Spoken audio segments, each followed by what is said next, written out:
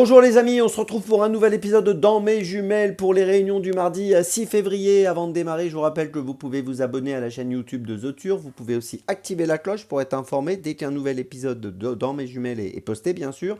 Et puis n'oubliez pas le jeu responsable, les mentions qui sont en bas ici, ayez ça en tête. Puis je vous rappelle aussi que dorénavant, vous retrouvez en podcast tous les jours Dans mes jumelles sur Spotify ou Deezer. Allez, on commence et on va commencer à Vincennes à 16h15, réunion 1, course 5.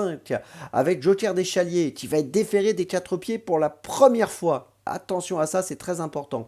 Il a bien couru l'autre jour, il est 6ème, mais c'était pas si mal parce qu'il est parti au galop. 6ème donc le 31 décembre, il a subi un peu la course et la perf n'était pas si mauvaise. Auparavant, il avait terminé 4ème à Vincennes le 10 décembre, on l'a vu gagner 2 fois encore auparavant. Et donc tout ça pour dire que dans ce lot, il me semble capable de jouer le premier rôle et de renouer avec la victoire en étant, je le répète, déféré des 4 pieds pour la première fois dans cette course.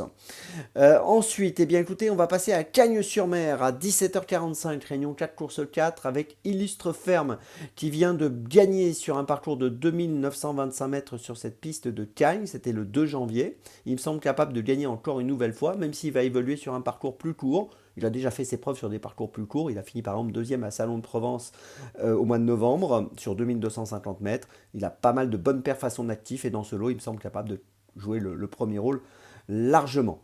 Donc le 6 Illustre Ferme à suivre de très près dans la 4e à Cagnes-sur-Mer. On repasse ensuite à Vincennes, réunion 1, course 8, avec le numéro 6, Indy Dark. Alors c'est le frère de Django Riff, donc qui était un super cheval, bien sûr.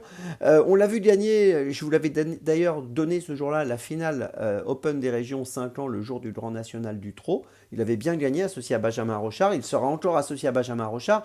Dernièrement, il a été malheureux, il a fini 12e, mais il ne faut pas le juger trop sévèrement sur la perf... sur le résultat, 12e, qui ne reflète pas sa performance réellement. Il n'a pas eu une fin de parcours très fluide, il a subi la course.